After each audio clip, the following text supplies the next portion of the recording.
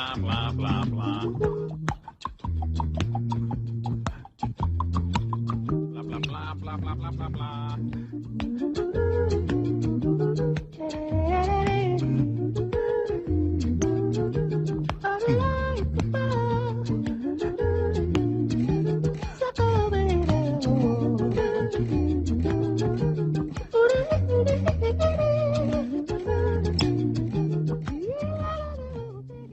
Al empezar yo a hacer caricatura ya como profesional, yo conocía solamente el trabajo de los mexicanos. Quizá por allí, si habría que considerar a un Walt Disney o cosas así, como caricaturista, pues obviamente lo conocía. Pero me interesaba el aspecto de la caricatura política o géneros del humor, te digo, un poco más sofisticados. Y empecé, bueno, con una gran admiración para Ríos. Yo creo que es el más importante así de los que fueron que me deslumbraron desde muy joven, cuando yo todavía ni manejaba la caricatura con destreza, ni mucho menos, y cuando también políticamente yo estaba muy verde para explicarme muchas cosas que sucedían. Y en ese tiempo sí lo confieso, digo, lo confieso como algo que no me apena, la admiración por Ríos y una admiración muy grande por el talento de Quesada, por la genialidad, las salidas, siempre cargadas de un gran humor que tenía Quesada.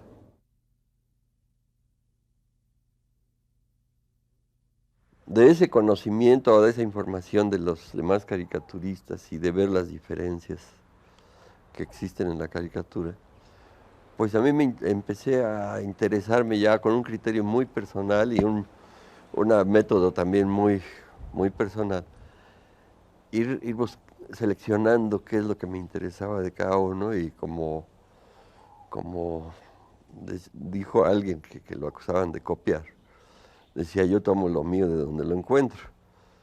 Y entonces empecé a aplicar ese criterio y empecé a ver, bueno, pues de Topor en Francia, de Adolf Born en Checoslovaquia, de Jan Lenitza en Polonia, de Saúl Steinberg en los Estados Unidos, hasta Fontana Rosa y Sabat en, en- en Argentina, o alguien con quien me conectan mucho, que es con Levin, David Levin, por los retratos de las caricaturas de personas. Entonces empezar a tomar todo lo que se pudiera de todos ellos. El resultado al principio era una mezcolanza que no lo... Pues yo creo que la conservo hasta la fecha de, de aplicar determinados estilos o soluciones dependiendo del tema que estoy tocando. Pero esa mezcolanza, al final de cuentas, combinado con lo que la gente llama paciencia por dibujar, de hacer tantas rayitas, esa penuria en el dibujo, es lo que se ha convertido en un estilo que la gente reconoce en mí. Porque yo sí desquito el sueldo dibujando. Pues a mí me desespera verlo trabajar. Lo que yo hago con 3 rayitas, él tiene que echarle ahí rayas y rayas. Le digo, tú deberías de cobrar por rayita. Pero es una dedicación, un amor al dibujo, lo que él manifiesta con su trabajo, porque hasta que queda como él lo soñó o lo quiere presentar, hasta entonces le para. Rogelio tiene un dibujo muy fino, muy preciso, y yo creo que es un dibujo que se amolda muy bien a su forma de humor, a su sentido del humor. Rogelio Naranjo es básicamente un maestro de la ironía. Y la ironía consiste básicamente en decir lo contrario de lo que estás significando. La ironía es un género humorístico muy fino, muy sutil, y Rogelio Naranjo efectivamente tiene un dibujo muy fino, muy sutil, que se corresponde a esta forma de humor. Yo no sé cómo hubiera sido yo si nunca hubiera aprendido a dibujar de manera casi académica. No sé cómo hubieran sido mis dibujos. No los puedo imaginar. Y al decir saber dibujar, no me estoy poniendo tampoco así como por encima de los demás en el sentido de que soy un gran dibujante. Eso, yo sé dónde me aprieta el zapato, sé dónde están mis debilidades, mis flaquezas como dibujante. Y finalmente no soy un dibujante que lo pueda lograr todo. Hay cosas que me cuestan mucho trabajo resolverlas en dibujo y muchas veces se quedan sin resolver. Lo que sí practico es un dibujo, digamos, un poco más analítico, tanto en sus formas como en la factura del dibujo. Naranjo es de ese tipo de artistas que aspiran claramente a la perfección, ¿no? Que aspiran claramente a tener un dibujo impecable, limpio, depurado, preciso, ¿no? Cuando yo lo he visto, que de repente, cuando no le gusta un dibujo, cuando empieza un trabajo, no le gusta, lo vuelve a hacer, ¿no? Lo repite. Y una de las cosas que más le admiro yo es ese amor por el dibujo que tiene. Él hubiera sido un excelente pintor, pero pues, se hubiera perdido un gran caricaturista.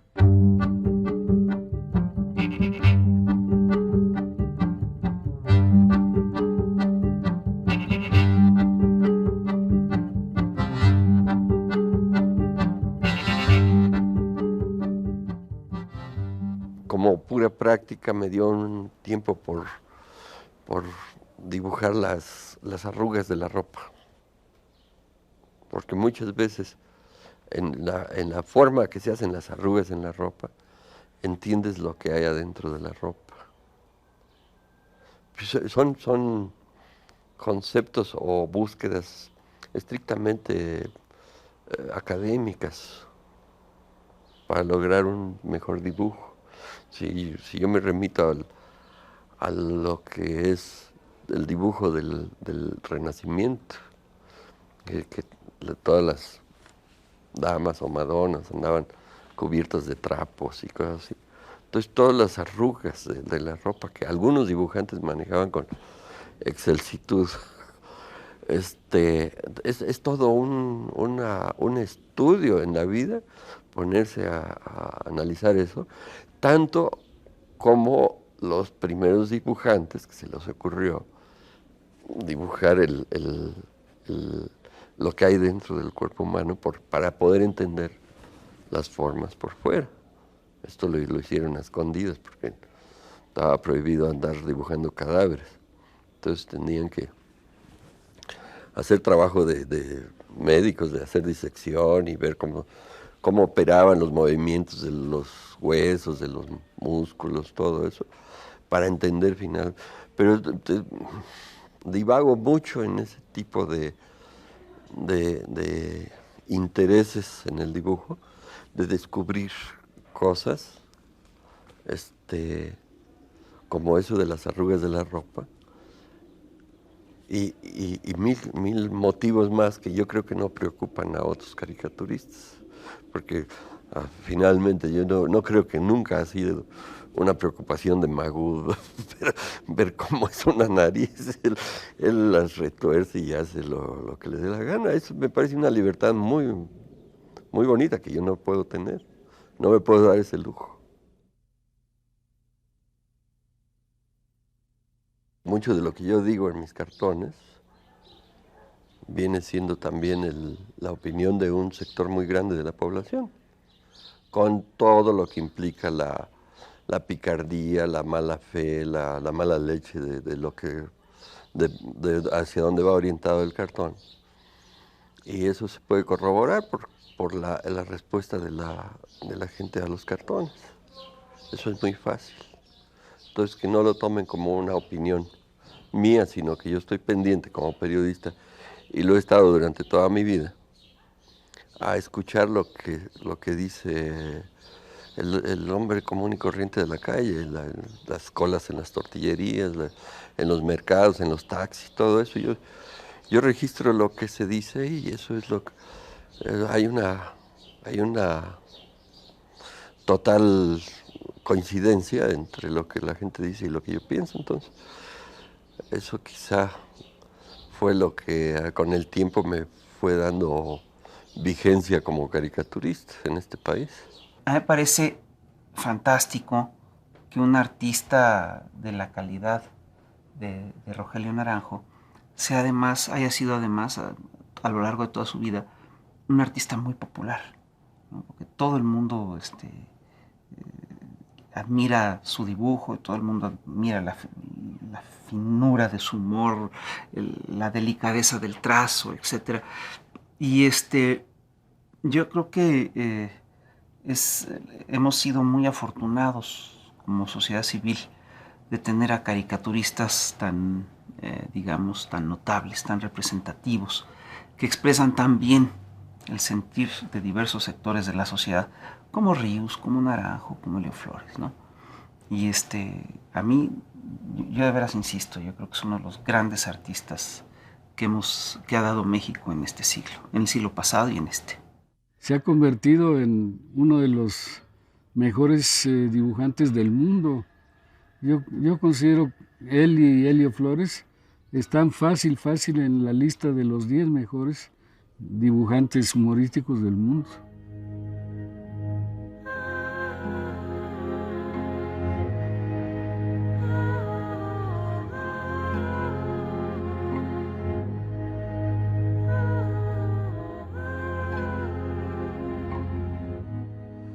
He tratado de profesionalmente cultivar casi todos los géneros del dibujo y del humor, pero sí hay unas cosas que me motivan más que otras y pues algún tipo de dibujo surrealista sí me gusta mucho y que está cultivando ya por otros caricaturistas mexicanos y con muy buenos resultados, o el humor negro que es también muy interesante. El humor absurdo, son géneros que a mí me gustan mucho. Entonces la caricatura justamente se alimenta de la metáfora y de la exageración, y desde luego del humor. Un ricachón, un empresario, un banquero, un industrial, un concanaco de los grandes, para mí debería de tener cierto aspecto y desde luego no ligado en nada con el aspecto del pobre mexicano. En fin, son mis personajes y los personajes más queridos de mi trabajo. Ese tipo el campesino que todavía llega a estados más patéticos, pues ya es una calavera. Naranjo es un gran analista político. Es decir, si tú revisas sus caricaturas, te vas a encontrar con que en el 99.9% de los casos pega en el blanco, ¿no? Le toca donde tiene que tocar. Toca el tema que molesta, el que tiene un alcance a largo plazo, el que plantea problemas profundos, etcétera, ¿no? Entonces es muy curioso porque es una conjunción muy extraña la que tenemos en gente como Naranjo, ¿no? Es una constelación muy rara. Es un gran artista, es un gran humorista, es una figura ética y es un gran analista político. Yo creo que no se le puede pedir más a un caricaturista, ¿no?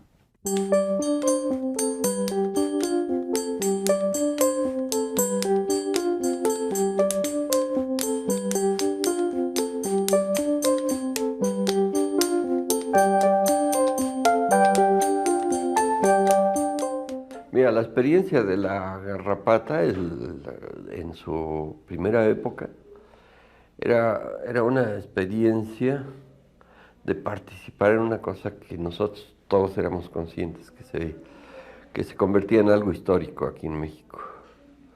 Porque si tú recuerdas cuando surge, yo no recuerdo la fecha exacta, pero fue a fines de 1968, cuando existía a nivel de pueblo en México la conciencia de que había vivido algo muy impresionante, muy dramático, y que había sido el pueblo víctima de una injusticia muy grande, porque la respuesta de Díaz Ordaz estaba muy excedida. Uno le puede pues justificar hasta cierto punto o cuestionar su terquedad de no quererse bajar él como presidente o sus achichincles como secretario de Gobernación Echeverría o gente así, de no querer tener un diálogo con alguien que de antemano consideran inferior, que esa actitud se ha mantenido en la historia de México, de casi todos los últimos sexenios. Es una actitud así de no bajarse al populacho, de no dejarse influenciar por ideas de gente que consideran menor. No era tanto esa respuesta del gobierno, sino el aplastamiento, un aplastamiento sangriento que fue escándalo mundial. Todo está eso registrado, y la Garrapata pretendió registrar esa época, y creo que en mucha medida lo logramos. Ahí está todo lo que sucedió en el 68, con sus particularidad de que, como te decía en otra parte nosotros no somos unos retratistas en el sentido naturalista de lo que sucede, sino que hay una aportación creativa, hay una cosa humorística, hay una cosa de sorna, hay muchas cosas que de acuerdo a nuestra profesión, que es nuestra cuota especial, y que estaba ahí en la Garrapata. Leer esta publicación era realmente recibir brisa fresca en pleno desierto, ¿no? Porque en medio de un páramo informativo absoluto había un puñado de tipos que se atrevían a hablar con desparpajo de cosas que estaban pasando en el país, y además tenían una credibilidad que no tenían los otros medios, ¿no? Entonces los primeros números salieron maravillosos. A mí me encantaba la Garrapata, y además yo estaba aprendiendo mucho. Creo que era el elemento más novato dentro de los 4 directores. Yo estaba realmente empezando como caricaturista. Yo tenía poco tiempo de vida profesional. Ríos ya traía todas las tablas de siempre. Elio Flores venía con bastante experiencia como caricaturista. Y el otro compañero, Emilio Abdala, también tenía un genio muy especial y mucho sentido del humor.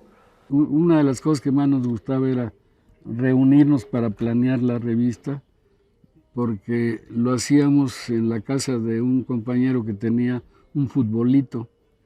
Entonces nos pasábamos horas jugando futbolito, y era un escándalo. Hasta los vecinos protestaban porque decían: ¿qué andan haciendo acá?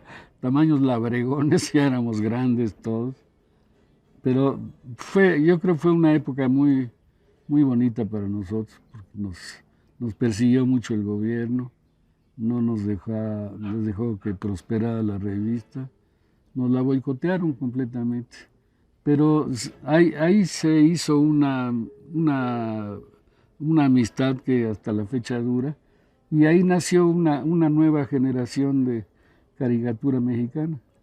Yo sí creo que La Garrapata fue una publicación muy importante para la historia de la caricatura en México. Y Rogelio Naranjo ahí tuvo un papel muy importante.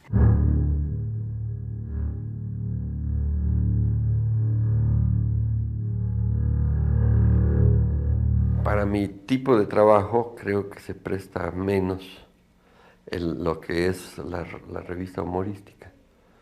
Ya conociendo lo que es el cartón editorial, yo le voy toda la vida más al cartón editorial. Es una opinión fresca, puntual,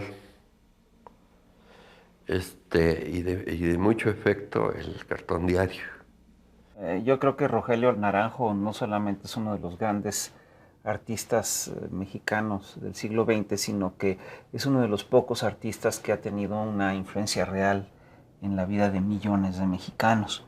No solamente porque, digamos, ha sido un crítico sistemático del sistema, porque a través de él se ha expresado un sector importante de la sociedad, sino porque él fue uno de los pioneros en la prensa mexicana en materia de libertad de expresión. Es decir, él abrió los márgenes de lo que se podía decir en este país como pocas gentes.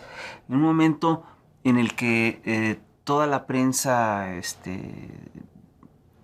callaba ciertas cosas o toleraba ciertos límites impuestos desde el gobierno, Rogelio en sus caricaturas de Proceso lo rompía. Él fue el único durante años que se atrevió a criticar al presidente en el esplendor del presidencialismo priista.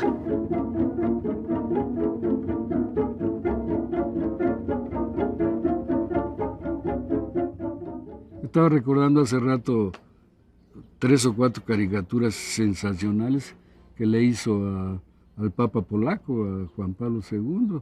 Entonces él va a poder presumir, como no tardan en nacer los santos, le hizo caricaturas a un santo.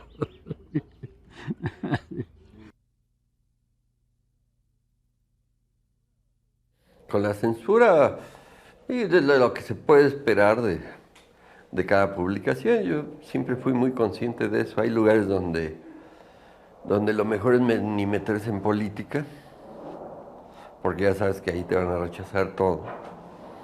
Y hay lugares donde vas midiendo todo lo que se puede decir y lo que no. A veces pruebas en unos lugares, digo, si tienes muchas opciones de publicar y en diferentes lugares, entonces te los vas llevando a todos los lugares al límite de lo que se puede publicar y a veces dando un pasito a ver si pega, ¿no? Si te lo rechazan, ya sabes que hay otras publicaciones. Yo recuerdo, por ejemplo, una caricatura espléndida que le dedica a José López Portillo, ¿no? Después de un informe presidencial en el que López Portillo se enoja con la prensa crítica y dice: yo no pago para que me peguen, ¿no? Y en el siguiente número de Proceso, Naranjo publica una caricatura fantástica en la que está López Portillo furioso, así, enojado, y se ve que acaba de romper unos periódicos y que están todavía volando las hojas en el aire. Y frente a él aparece un mexicano todo fregado, con muletas, y dice: oiga, yo tampoco pago, a mí tampoco me gusta pagar para que me peguen. Entonces era fino, la respuesta fue fina, fue muy precisa, fue muy dura y sobre todo era totalmente inesperada para la época, ¿no? Llega a pasar que les dan las ideas, que les dicen lo que hay que dibujar. Y entonces esa sí es censura. Luego con Monsiváis dibujando, aunque era el suplemento cultural del Siempre, ahí también hubo oportunidad de probar un poquito a ir metiendo lo que son malas palabras en los dibujos o algunas cosas de desnudos con cierta intención y cosas así. Entonces pasaban, pero incluso cartones políticos muy fuertes, que se publicaron en el suplemento cultural del Siempre con Carlos Monsiváis, que a Carlos ni por aquí le pasa la idea de censurar a nadie. En el Universal, que en un tiempo tuvo algunas direcciones de gentes pusilánimes, no me estoy refiriendo a Ile, sino gentes que dirigían, de repente eran directores del periódico, puestos, os digo, gente de la confianza de Ile. Entonces, de repente se les hacía fácil que a cualquier gente que le dan un cargo de esos, empezar a aplicar sus criterios y rebotar cosas. porque se convierten así como en Dios, que ellos deciden y lo que se puede publicar y lo que no. Y bueno, yo me salí una vez del Universal por esa situación.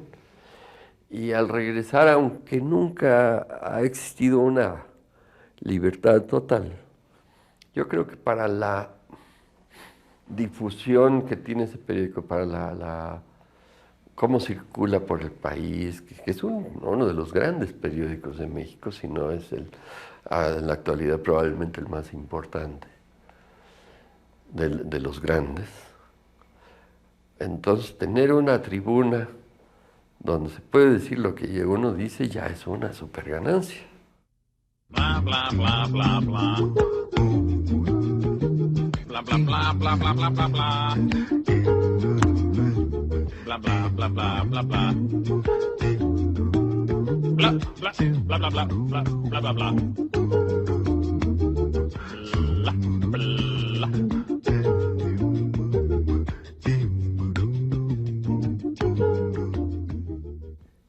Yo publiqué un dibujo en que lo dibujé con la banda presidencial y que decía impostor. Algo que obviamente les pareció fuertísimo y que no tenía precedente como en la caricatura mexicana de un dibujo tan... El dibujo en sí no era un buen dibujo ni nada, pero la idea era de un resentimiento y de una agresividad tan grave que en el mismo gobierno se les prendieron los focos rojos ahí, en gobernación sobre todo. En ese tiempo acababa de tomar posesión también como secretario de Gobernación Gutiérrez Barrios y se me comunicó inmediatamente con la revista, con Proceso. Bueno, la actitud por parte de la revista, cuando llamó Gutiérrez Barrios, responder a la amenaza de Gutiérrez Barrios con que no, pues ese dibujo estaba dentro de la normalidad y que era el problema. Gutiérrez Barrios decía, no, pero parece que ustedes no quieren cambiar la actitud con el gobierno, entonces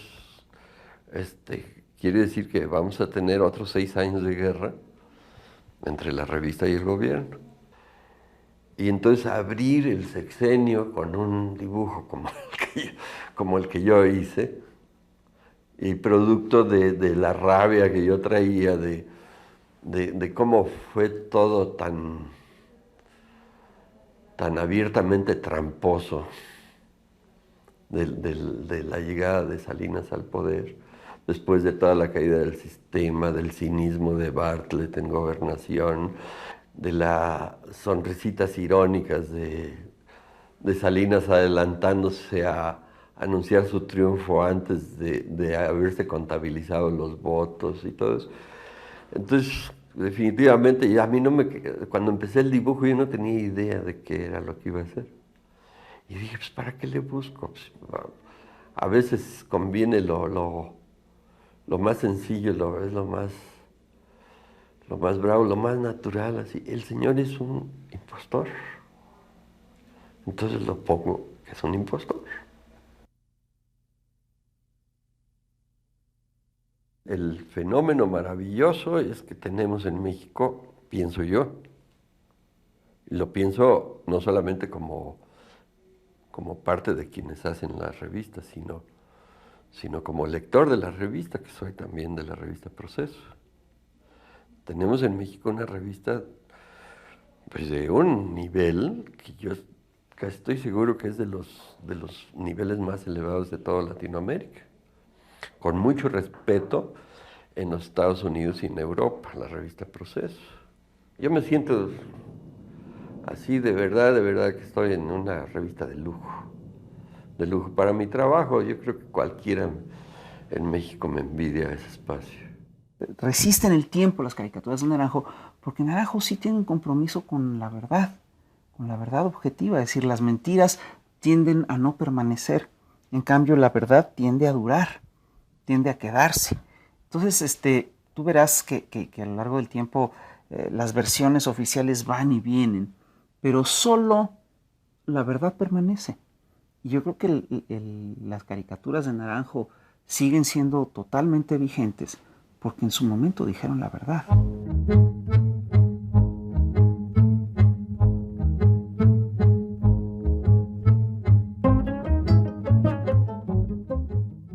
De repente batallo mucho para sacar una idea. A veces está muy turbia la política en el sentido de muchas salientes, muchas aristas, ¿no? Quisiera uno una cosa más compacta. Entonces, tratar de abarcar muchas cosas cuesta mucho trabajo. Trata uno de abarcar lo más posible en un dibujo. Y eso presupone un esfuerzo extra de síntesis, de tratar de sintetizar. Yo tengo, por fortuna, un día para hacer el dibujo. Entonces escojo mi tiempo y todo y me echo todo el día dibujando o leyendo o cosas así, pero destino mentalmente mi tiempo a hacer ese dibujo en el tiempo que me den. Tengo la experiencia de que si es preciso lanzarse así como de rayo a terminarlo, en una hora, pues en una hora sale, está igual. Nomás que no le echa uno tantas rayitas.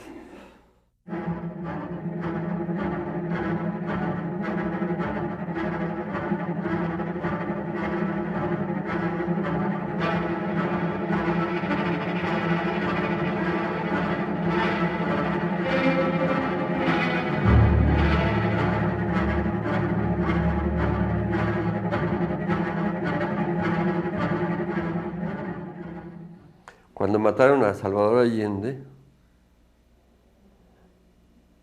yo había hecho anteriormente dibujos de él, caricaturas, obviamente no atacándolo ni mucho menos, porque yo tengo una ideología muy definida.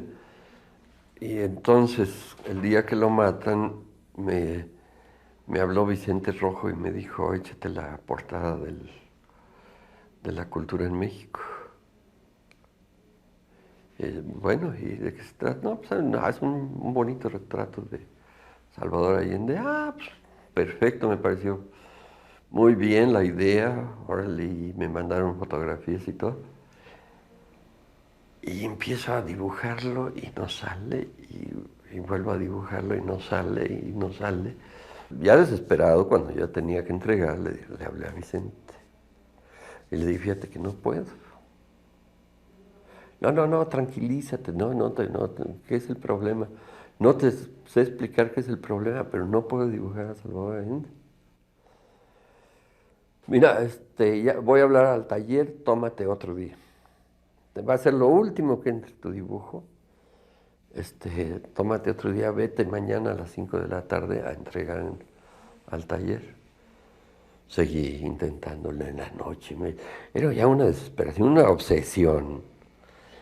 Y tratar de dibujarlo, y además con la conciencia de que yo sabía que ya lo había dibujado muchas veces y nunca había tenido problema, y se parecía y todo eso.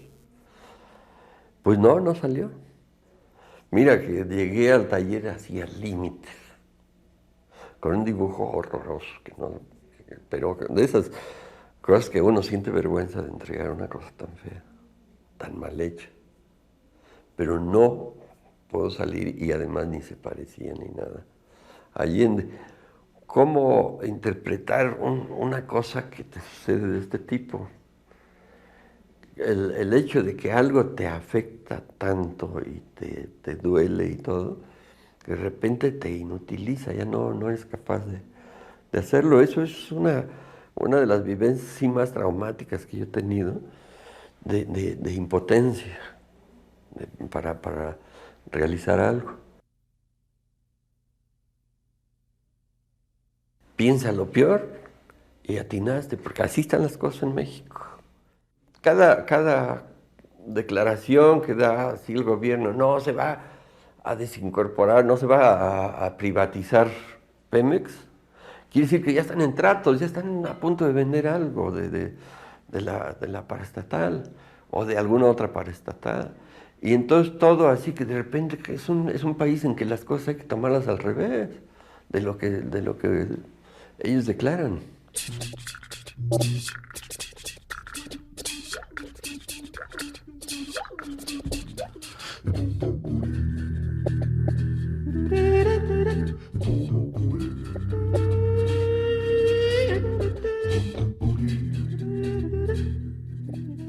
La caricatura debe de tener, al menos así lo creo yo, la capacidad nada más de criticar y señalar cosas que andan mal.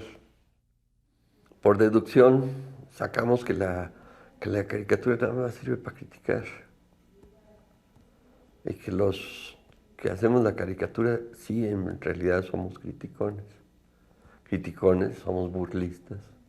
Yo me divierto, yo no te voy a decir que soy una gente que me la paso las noches llorando por la situación del país. A veces veo tanta burrada que debíamos de veras de llorar. Pero pues ya no le queda a uno más que reírse y decir, ¡ay, qué brutos! Otra vez la metieron las patotas.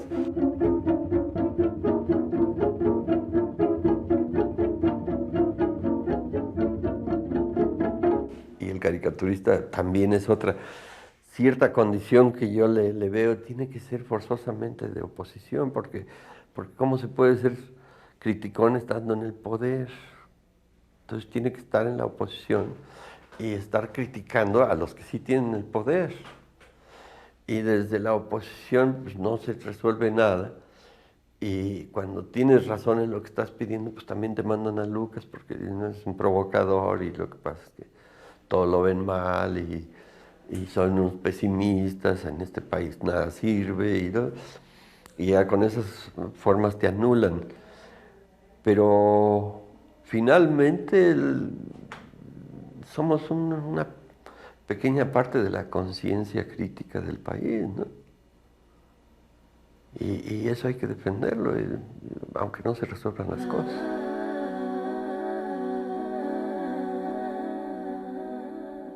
Siempre hemos sido muy amigos. Yo lo quiero mucho, lo admiro mucho y pues me da mucho gusto haber participado con él en tantos trabajos. Hicimos La Garrapata con Helio Flores, participamos en la fundación del PMT, sí, también en cuestiones políticas hemos andado juntos siempre en la defensa de Cuba, en la defensa del socialismo, puras causas perdidas. Pero, pues, no sé, yo me siento de veras orgulloso de haber sido, de ser su amigo y de ser colega de esta locura de profesión. Bueno, yo de veras quiero agradecerle a Rogelio su trabajo, su obra. Quiero decirle que sus monos nos han hecho más llevadero este México amargo que él también retrata. Y sí, ahora sí que, aunque lo haya oído ya con demasiada frecuencia, yo creo que es importante reiterarle nuestro cariño y nuestra admiración por su trabajo y nuestro reconocimiento como artista y como analista político. Me da mucho gusto que Rogelio haya donado la mayoría de sus originales a la universidad, porque pues, es un trabajo que merece ser cuidado. Sí, él podría fácilmente habérselos vendido a una universidad gringa y estaría ahorita nadando en dólares, pero él prefirió donar su trabajo a la universidad y eso también hay que agradecérselo y tomárselo en cuenta. Se va a ir al cielo con todos los zapatos. Capaz que se encuentra con Juan Pablo II y le organizan una pamba panadera entre todos. No, desde aquí le mando un gran saludo a Rogelio. Espero que esté bien.